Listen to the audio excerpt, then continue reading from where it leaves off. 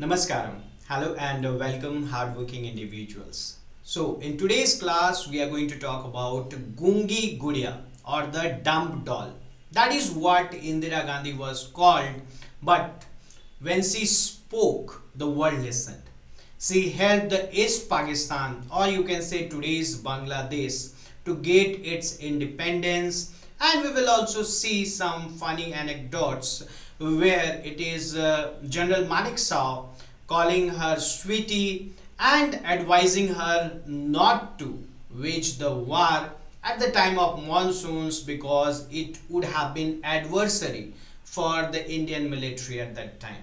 We'll see all that, but in today's class we are going to discuss the resilience of Indira Gandhi, the foreign policy of PM Indira Gandhi, where in one place they will be creating a new country out of Pakistan, that will be Bangladesh, and on the other hand she will also be fighting a war where we saw that even US and China both combined were against India, but it was the treaty of friendship between India and Soviet Union at that time. That's why we say that Russia has stood for us whenever we were in need. And we will also see the very famous nuclear test that was done by India, because India was forced after these wars again and again, and after China got the nuclear power.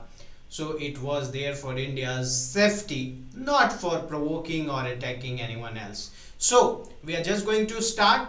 If you want the PDF of this classes for free, you can join our Telegram channel and there you will get it for free. Also, if you are preparing for TGPSC Group 1, Group 2, or you are preparing for UPSC CSE 26-27, guys, these are the numbers and you can call. Might be that there are some attractive discounts waiting for you. And also if you have any question regarding your preparation, guys, these are the numbers that you can see. I will just get a bit aside so that you can see the numbers, and you can call for any problems, any queries if you have to any of the educator, and it is for free. So let's get started. It's the class. We have already done a complete series of international relations where we are trying to bring the current topics, the current foreign policy, the current relations between India, US, India, Russia, India, Bangladesh, India, Pakistan, India, China, and the other important countries, as well as we have started a series where starting from Jawaharlal Nehru, we are seeing how India's foreign policy has stepped up. We have seen Jawaharlal Nehru, after that we saw Lal Bahadur Shastri, and now it's the time of the very famous Iron Lady or Indira Gandhi as this time. Okay, so let's get started with her. And her tenure, if you can see, is from 1966 to 1977, and it marked a decisive shift. There will be one more question here. India being non-aligned, because India signed a treaty with Soviet Union at that time. What do you think? Was this something on the lines of non-alignment, or it was something against it? Well, we'll also see about that. But first, let's say the strategic context and the policy shift. So when Indira Gandhi assumed power in 1966, India faced multiple challenges. What were those? Those were the economic difficulties, security threats from China and Pakistan, and a need to assert its position in increasingly polarized world. The unfavorable domestic and international environment compelled Gandhi to abandon her father's idealistic foreign policy, and the shift was driven by the failure of the 1965 war to change the status quo and emerging alliances between Pakistan, China, and the United States that threatened India's security interests at that time. So first and foremost, let's discuss the India-United States relation at that time. So early engagement, if we talk about 1966-67, Gandhi's first major diplomatic initiative was her visit to the United States on March 28, 1966, following an invitation from President Lyndon B. Johnson. Despite initial reservations about American conditions, this visit resulted in significant outcomes. If we talk about the food aid agreement, Johnson promised 3 million tons of food grain and $9 million in aid addressing India's severe food crisis. There was this educational cooperation as well, where the Indo-US Education Foundation was formulated, and also the strategic consideration. What was this? The visit helped India secure crucial assistance during a period when America had suspended following the 1965 Indo-Pak War, because believe it or not, US always sided with Pakistan. So when this war was there between India and Pakistan, US was not siding India, it was on the sides of Pakistan. Deterioration and the crisis. Now this is something that you should know. Relations dramatically worsened during the Nixon administration, reaching an all-time low during the 1971 Bangladesh Liberation War. So what was it? There was this Cold War dynamics that was going on. Nixon's administration viewed India's growing ties with the Soviet Union as a threat to American interests. So what they will do? They will choose to support Pakistan as a strategic ally. Okay. Now there was this personal animosity. President Nixon harbored personal dislike for Gandhi, referring her as the words which we can't even speak, and clever fox in private communication with Henry Kissinger, which went very viral. But Indira Gandhi always kept her cool, and she gave the answer while the 1971 war. We will talk about that. Military confrontation. During the 1971 war, the United States deployed the USS Enterprise to the Bay of Bengal in support of Pakistan. It also employed its 7th Fleet. It is said to be the biggest warfare navy ship at that time. And the nuclear sanctions following India's 1974 nuclear test Smiling Buddha, the United States imposed economic sanctions and suspended nuclear fuel supplies to India. This was also the time when NSG will be created. What's the full form of NSG? Tell me in the comments. So India-Soviet Union relations were how? Obviously, if US was not aligned with India because of Soviet, there must have been some cool relationship between India and Soviet at that time.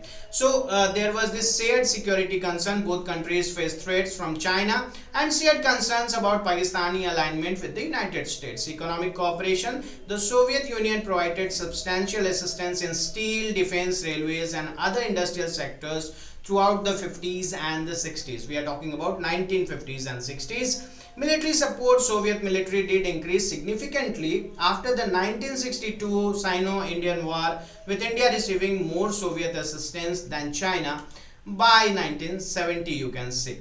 The 1971 Treaty of Friendship and Cooperation. This is something that you should know. So what it was? It was the Indo-Soviet Treaty on August 9, 1971, and it was based on few principles. Number one, mutual defense. That Article 9 provided for mutual consultations in case of threats to either country's security. There was this strategic coverage. The treaty assured India of Soviet support against potential Chinese intervention during the Bangladesh crisis. Military cooperation. The treaty facilitated increased arms supplies and military technology transfer, and diplomatic support was there. The Soviet Union provided crucial diplomatic cover at the United Nations, including vetoing American resolution during the 1971 war. So though we were not there in the United Nations Security Council permanent member, but there was our very prominent friend to veto for us. Next, India-China relations. So you must understand the Sino-Indian relations during the period were marked by military confrontation. The Latula and Chola clashes of 1967 demonstrated India's improved military capabilities since the 1962 defeat. And this Nathula clashes, actually what happened? Chinese forces launched attack on Indian position, but India successfully repelled them. Indian forces achieved decisive tactical advantage and destroyed several Chinese fortifications. There was this what you can say, revenge and anger also in the Indians that was to be seen after the 1962, because in 1962 neither our Prime Minister nor anyone was thinking on the same line what China was going to do. India suffered 88 killed and 163 wounded, while Chinese losses were 340 killed and 450 wounded. Strategic implications. The clashes indicate China's declining claim strength in border disputes. India's successful defense was seen as significant improvements in 1962, and the confrontation strengthened India's position in protecting Sikkim and Bhutan at that time. So this is the Chola Pass that we are talking about. Then you can see the Nathula Pass and this Doklam. Do you remember there was an incident in Doklam also very recently? When it was? Can you tell me in the comments? The support for Bhutan and the regional security, Gandhi's commitment to protect Bhutan against Chinese insertion in the Doklam Plateau became a defining feature of India's China policy. Her October 1966 press conference declaration of India's commitment to Bhutan's security drew sharp criticism from Beijing but established India's resolve to protect its Himalayan neighbors. And still we are doing that today. What about the India-Pakistan relations? So, the relationship with Pakistan dominated India's regional policy, culminating in the transformation of 1971 Bangladesh Liberation War. So, what was the background of it? So, first and foremost, we have the partition of 1947. So, Bengal was also divided into two. West Bengal, that was in India, and East Bengal, that was in Pakistan. East Bengal became part of Pakistan despite being geographically separated from West Pakistan by 1600 kilometers. If you can see the map, in the map also you can see there is this West Pakistan here, and the East Pakistan is completely so very far away, 1600 kilometers away. Cultural and linguistic divide was also there. East Pakistan, there was Bengali speaking majority, and West Pakistan, there was Urdu speaking elites over there. And now this difference in the languages also brought the difference into the culture, and the difference into the language and culture brought the difference into socio-economic conditions. There was economic disparities, though East Pakistan produced most Pakistan's foreign exchange with through jute exports. West Pakistan enjoyed greater development, military dominance and political control at that time. And the language movement started from 1948 to 52. Urdu was imposed as the sole national language, sparking protest. The movement for recognition of Bangla as a state language became the foundation of Bengali nationalism at that time. So there will be this political development, and there will be one leader who will be Sheikh Mujibur Rahman. How Sheikh Mujibur Rahman is related to Sheikh Hasina? Please tell me in the comment. Now, he was a Awami League leader, emerged as the voice of Bengali aspirations. There was this 6-point plan in 1966 demanded greater autonomy for East Pakistan, including control over taxation, foreign exchanges and the trade at that time. So there was this 1970 general election. Awami League won 167 out of 169 in East Pakistan. So there were total 169 seats, out of which 167 was won by whom? Awami League. Now there was total Pakistan, where the West and the East Pakistan combined 313, and out of 313 he has got 167. So he has got the majority. Now when he has got the majority, who should form the government in the central? Obviously, who has got the majority, he should form the central government. But there was this power struggle. West Pakistan's ruling elite like the General Yahya Khan and Zulfikar Ali Bhutto refused to hand over the power, and the negotiations failed. And after the negotiations failed, what happened? There was this Operation Searchlights, which started from 25 March 1971. What was there in this? Pakistan military launched Operation Searchlight in Dhaka and other cities to suppress Bengali nationalism at that time. There were this mass arrest, killing of students, intellectuals and political activists, atrocities committed, massacres, rapes, burning of villages and described as genocides by many scholars at that time. Sheikh Mujibur Rahman was arrested and flown to West Pakistan, and Awami League leaders declared the independence of Bangladesh on 26 March 1971. Now we'll start a liberation war. So there is this Mukti Bahani. Mukti Bahani is only what we can say in English as liberation army. There is this guerrilla fighters composed of defected Bengali military officers, student peasants, and launched resistance with the Indian support. Forget it not, there was Indian support at that time. Refugee crisis, about 10 million refugees fled to India. Now this was the bigger reason. People say, there are few people who say that it was India who planned it out. Yes, India planned it out for the formation of Bangladesh, which many Bangladeshians have forgot today. They blame India for all these things, and they are also having quite good relations with Pakistan today, forgetting what Pakistan has done to them. We will see about the atrocities. But why did India do it? Because there was this 10 million refugees fleeing from Bangladesh coming to India. So India had to intervene, because India was being flooded with these refugees, and they were going to create problems for us in the future. India support provided training, arms and sanctuary for Mukti Bahini, also raised the issue internationally. Indira Gandhi's diplomacy was there to the world capital seeking support. The Indo-Soviet Treaty of Peace, Friendship and Cooperation, August 1971, gave India strategic backing that was very much required. And here is that story that I should tell you. So there is this time when there are refugees coming from East Pakistan towards Indian West Bengal, and at that time, Indira Gandhi calls for a meeting, cabinet meeting, and along with the army commanders, the army generals are also invited. There is just General Manik Shaw who comes there, and Indira Gandhi says that we should attack and we should create peace in East Pakistan. And Manik Shaw says that yes, on your order, I will obviously attack, but we will be defeated.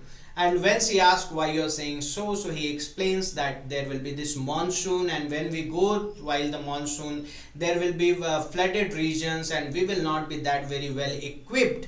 Our arms and ammunitions will not be that well equipped, and this can be profitable for the Pakistani armies and the soldiers who are already there, who have captured those places, and it might result in our defeat. So she asks, what should we do next? And then it is suggested by General Manik Shaw that you should go and make some treaties with the world around, tell the people around the world what actually is Pakistan doing, what is the real scenario, so that tomorrow when the war happens, you have some support, and along with that you should also give us some time to prepare. And then it was properly planned out.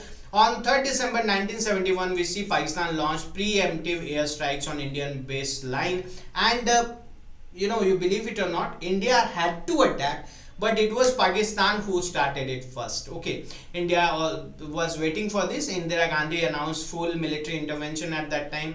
Eastern Front Blitzkrieg, that is Indian Army, Navy and Air Force along with Mukti Bahini launched a rapid campaign, and 13 days of war, one of the shortest war in the history. 16 December 1971, Lieutenant General A.A.K. Niazi, that is the Pakistan Eastern Command, surrendered to Lieutenant General J.S. Arora, Indian Eastern Command in Dhaka. About 93,000 Pakistani soldiers, I repeat, 93,000 Pakistani soldiers became prisoners of war, the largest surrender since World War II. Okay, what was the outcome of war? Outcome of war was not that very good, along with the fact that yes, Bangladesh was created. Creation of a Bangladesh, a new nation, was born on 16 December 1971. Sheikh Mujibur Rahman became the first prime minister. Pakistan lost its eastern wing, weakening its national identity. Indian-Soviet ties depend. US and China had supported Pakistan. Human cost estimates suggest up to 3 million deaths, and somewhere around 2 to 4 lakh women raped during the conflict. And here you must hear a very small story again. So what happened actually? So when India was fighting with Pakistan, at that time what happened? China also came in support of Pakistan, and as well as the US sent its 7th fleet. It is said to be the biggest and the most advanced warship, navy warship that was there at that time. And at that time US also threatened India with nuclear weapons. It said that if you don't stop the war, we will throw nuclear weapons at you. And at that time, it's like it gives you goosebump. Enters Russia into the failed into the game, into the ground, and it says that yes, it's okay, if you have nuclear weapons, I also have nuclear weapon, and if you attack India with the nuclear, I will also attack. And forget not, even Britain, even UK was in support of Pakistan, and it was also sending a ship towards India for the support of Pakistan. But then everyone had to back out because Russia was standing there, and they knew that if there is a nuclear attack on India, Russia is going to attack nuclear again, and that would have been very worse situation. And that allowed India to have one-on-one with Pakistan. and that is something that we should not forget. What Russia, at that time it was not Russia, by the way, it was Soviet, and it stood with us. So there was this Simla agreement of 1972. The Simla agreement signed on July 2, 1972 between Indira Gandhi and Zulfikar Ali Bhutto aimed to normalize India-Pakistan relations. Bilateral framework, both countries committed to resolving dispute through bilateral negotiations, excluding third party mediation. Now this is something which we have always talked about. Even today we see that there is this Trump tariff, and people say that Trump is not happy because he was not approved of the mediation between India and Pakistan by PM Modi. But this is something that we have never thought of, we have never encouraged, whether it was Congress's government, BJP's government, or any other allied government in India. Line of control, the 1971 ceasefire line was converted into the line of control in Kashmir. Territorial exchanges, India returned over 13,000 square kilometer of Pakistan territory captured during the war, which I believe they should not have returned, but then you have these negotiations done on the table, and they understand it better than what we do. Prisoner exchange, India repatriated over 93,000 Pakistani prisoners of war in accordance with the Geneva Convention. So India's role in the non-alignment movement, now there will be a question mark. Why there will be a question mark? Because the smaller nations question India's commitment in neutrality, because now India has been aligned towards Soviet Union at that time. That is something. But there will be this 1983 New Delhi summit, to India hosting 7th NAM summit in March 1983. Gandhi assumed chairmanship from Cuba's Fidel Castro, and the summits focus on 5 Ds, that is decolonization, development, disarmament, detent, and democratization. 101 countries participated, including 60 heads of state. And strategic significance, you can see the summit demonstrated India's continued commitment to the third world leadership at that time. Relations with neighboring countries, if we see, so Gandhi's approach to South Asian neighbors was guided by the emerging Indira doctrine. Nepal relations were always very good. There was the Treaty of Framework, the 1950 Treaty of Peace and Friendship continued. Chinese challenges, King Mahendra's 1975 Zone of Peace proposal, where King Mahendra said that we don't want to be a land where we can be used for anyone for the attack, and we don't want ever to be attacked. But India rejected it. And strategic concerns, India was wary of Nepal's attempt to balance between India and China, which India did not want it. The relations with Sri Lanka were generally stable during this period. Through the seeds of future Tamil Singla conflicts were emerging. And Bhutan relations were something where we see Gandhi's 1966 declaration of India's obligation to protect Bhutan against Chinese intrusion established a precedent that still today continues. India-Myanmar relations and ties were very friendly at that time, that what we have seen. And the nuclear policy, this is one important thing that you should know for Indira Gandhi's tenure. So background motivation, the program built upon foundation laid by Homi Bhabha and Jawaharlal Nehru. India's decision to opt out for the nuclear non-proliferation treaty reflected its opposition to discriminatory nuclear arrangements. And the 1962 China war and 1965 Pakistan war highlighted India's security vulnerabilities. So because of that, what India wanted to term a peaceful nuclear explosion to avoid international sanctions. And the international response was United States imposed sanctions on India. The nuclear supplier group was established in 1975 to prevent nuclear proliferation, and the test strained India's relation with several Western countries, but was tactically supported by the Soviet Union at that time. Once again, you see Soviet is standing with India, and it was known as Operation Smiling Buddha. That is something you should know. So global affairs and international leadership, India's Middle East policy was characterized by support for Arab causes and the Palestinian struggle. So pro-Palestinian stance was there, all diplomacy support for Arab, and the secret Israel ties was also going on. India has been a nation where you see in today's also India has good relation with Russia, and India also talks about weak Ukraine, and also says that it's not an era of war. India has been the friend with Palestine, and it also stands with Israel. So India has always tried to be neutral in these all circumstances, but it has never stopped itself from calling unjust as unjust. Okay, that India has always done. There was this Southeast Asia relations also in the ASEAN, mutual suspicion, then Vietnam solidarity and the limited engagement that is there that you can see. And then you also see this India led developing countries in challenging discriminatories, new international economic orders were there, and the UN diplomacy will be there. So this global affairs and international leadership that you can see. What about the UNCTAD, that is the United Nations Conference on Trade and Development? So it was established in 1964 by the UN General Assembly, headquarters in Geneva, Switzerland. It's very important, it's asked in the examination. So all the important information is given here that you should see, and if you want the PDF for free, you can join our Telegram channel and there you will get the PDF for free. Then next is the General Agreement on Tariffs and Trade, again established in 1947, headquarters in Geneva, Switzerland. A multilateral treaty, not a permanent institution, and it was objective to reduce tariffs and trade barriers and promote free international trade. So this is something what GATT was there for. So the Indira doctrine, if we talk about the core principle, regional accessibility, India would consider the presence of external powers in South Asia as adverse, and bilateral problem solving was done by her, and military intervention also India reserved the right to intervene militarily to protect its interest. Now implementation and impact, Bangladesh liberation, this we have already seen. Diplomatic leadership, India's role in NAM and other international forums, and economic leverage, India's size and economic potential were used to influence small neighbors. So at the end, if you see the dumb doll, what she was called, she might not have created good relations with USA, but she had created the best relationship with Soviet at that time, and she emerged as a strong iron lady who took strong decisions, and she made Bangladesh out of East Pakistan. There are few questions that we can see. If you are preparing for any examination, this will be very helpful for you, and you can go through this question by pausing the video. You can check them, and also if you want the PDF of these classes for free, guys, once again I am repeating, you can join our Telegram channel and there you will get a PDF of these classes for free.